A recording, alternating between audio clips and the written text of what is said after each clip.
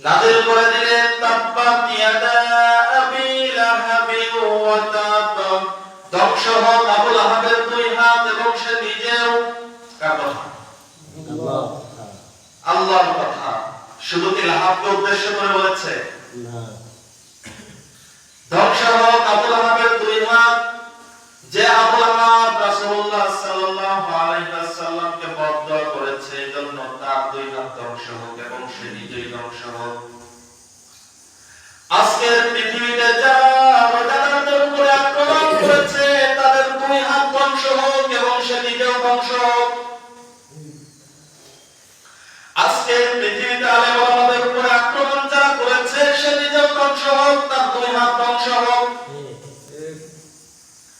আজকের পৃথিবীতে আলেম ওলামাদেরকে যারা কারাগারে নিক্ষেপ করেছে, তার দুই হাত ধ্বংস হোক এবং সে নিজেই ধ্বংস হোক।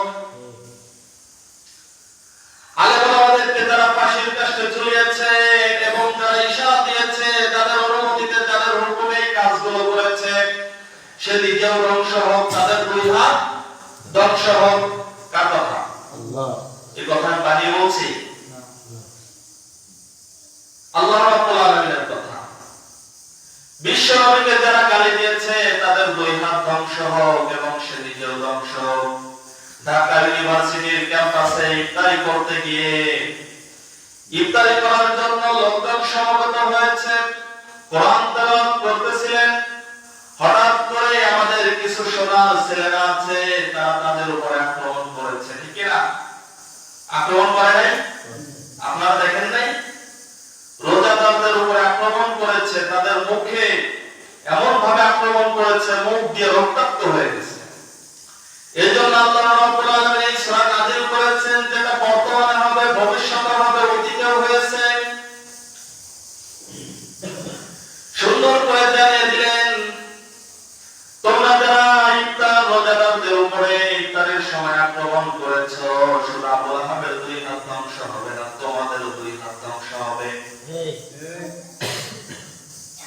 যারা আমাদেরকে জেলখানায় ঢুকিয়েছে একমাত্র বিনা কারণে, শুধু আবু লাহাবের দুই হাত ধ্বংস হবে না, তোমাদের দুই হাত ধ্বংস হবে এবং তোমরা নিজেরাও ধ্বংস হয়ে যাবে।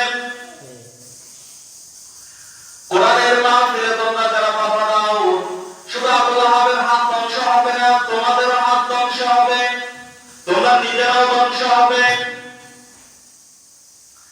এরপর আল্লাহ রাব্বুল আলামিন জানিয়ে দিলেন, মা আগনা আনহু মালুহু ওয়া মা কাসাব, তার কোনো কাজে আসেনি কোনো ধন সম্পদ যা সে উপার্জন করেছে। আবু লাহাব যে ধন সম্পদ উপার্জন করেছে, এই ধন সম্পদ কোনো কাজে আসেনি এবং আসবেও না। আবু লাহাবকে বিশ্বনবী সাল্লাল্লাহু আলাইহি ওয়াসাল্লাম যখন বললেন যে আপনারা যদি আল্লাহ রাব্বুল আলামিনের গোলামি না করেন, আল্লাহ রাব্বুল আলামিনের দাসত্ব যদি আপনারা না করেন, আল্লাহ রাব্বুল আলামিনের কোরআন যদি আপনারা না মানেন, তাহলে কঠিন আযাবের কথা বলা হয়েছে। পরকাল সময়ে, পরকাল দিবসে কঠিন আযাবের সম্মুখীন হতে হবে।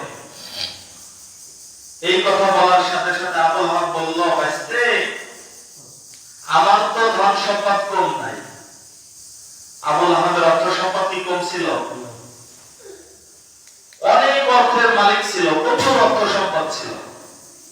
তিনি বললেন, ভাতিজা, আল্লাহ রাব্বুল আলামিন যদি আমাকে শাস্তি দেন, আমার যে ধন সম্পদ আছে, এই ধন সম্পদ দিয়ে আমি শাস্তি থেকে মাপ চেয়ে নিব। এই ধন সম্পদ আল্লাহর কাছে দিয়ে দেব, আল্লাহ যাতে আমাকে শাস্তি না দেন। এজন্য আল্লাহ রাব্বুল আলামিন জানিয়ে দিলেন, মা আগনা আনহু মালুহু ওয়া মা কাসাব, আবু লাহাবের কোন ধন সম্পদ কাজে আসেনি এবং আসবেও না, যা সে পৃথিবীতে থেকে উপার্জন করেছে।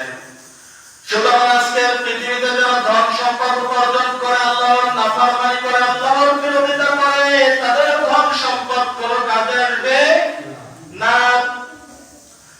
ধন সম্পদ উপার্জন করতে গিয়ে আল্লাহ রাব্বুল আলামিনের কোরআনের বিরোধিতা করেছো, সম্মান উপার্জন করতে গিয়ে রাব্বুল আলামিনের কোরআনের বিরোধিতা করেছো, তাফসীর মাহফিলের বিরোধিতা করেছো, ধন সম্পদ উপার্জন করতে গিয়ে দিন প্রচারে বাধা দিয়েছ, আলেম ওলামাদেরকে কারাগারে ঢুকিয়েছ, আলেম ওলামাদেরকে ফাঁসিয়ে দিয়েছ, রোজাদারদের উপরে আক্রমণ করেছ যাদের ইশারায়, এবং যারা এই কাজগুলো করেছে তাদের অনুমতিতে তাদের ধন সম্পদ যা কিছু উপার্জন করবে পৃথিবীতে কোনো কাজে আসবে না এবং পরকালেও কাজে আসবে না।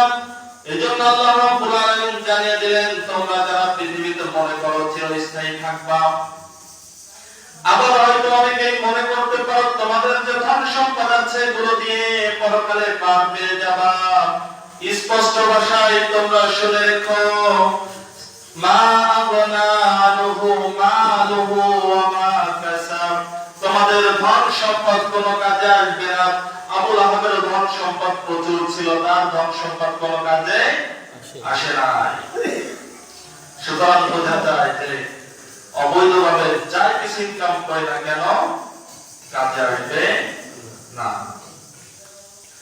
সায়াসলা নারুন যাতা লাহাব, অচিরেই সে শিখা অবশিষ্ট জাহান্নামের আগুনে প্রবেশ করবে।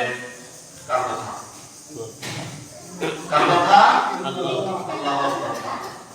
সায়াসলা নারুন যাতা লাহাব, অচিরেই সে লেলিহান অগ্নিশিখার ভিতরে প্রবেশ করবে, জাহান্নামের শাস্তির ভিতরে প্রবেশ করবে।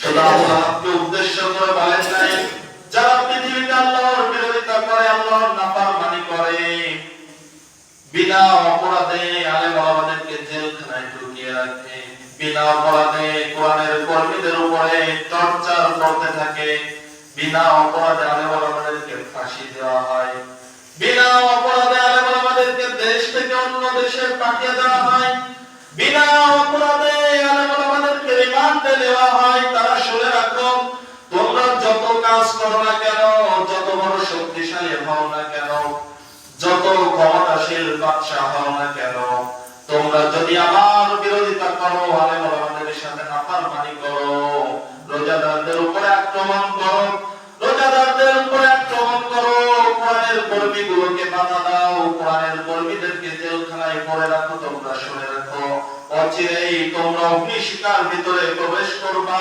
যেরকম আবুল আহাবকে প্রবেশ করা হয়েছে। ঠিক না? অচিরেই তোমরা লেলিহান অগ্নিশিখার ভিতরে প্রবেশ করবে। এই জন্য আজকে থেকে সাবধান হয়ে যেতে হবে, রোজাদারদের উপরে কোনো আক্রমণ করা যাবে না। যারা কোনো প্রতিবাদ করলো না, দেখে চুপ করে থাকে, তাদের উপরে এরকম শাস্তি দেওয়ার কথা আছে না নাই? একজন অপরাধ করতেছে, আমি যদি তার অপরাধে বাধা না দেই, ওই শাস্তি আমার উপর আসবে। আমি যদি তাকে সহযোগিতা করে, ওই শাস্তি আমার উপরে আসবে। আমি তাকে যদি অপরাধের কাজে এগিয়ে দেই, তাহলে ওই শাস্তি আমার উপর আসবে। এই জন্য আজকে থেকে হুঁশিয়ার হয়ে যাও, যারা তোমরা কোরআনুল কারীমের বিরোধিতা করো, তারা আজকে থেকে হুঁশিয়ার হয়ে যাও। তা না হলে সায়াসলা নারুন যাতা লাহাব, তোমাদের জন্য রয়েছে অগ্নিশিখা, জাহান্নাম।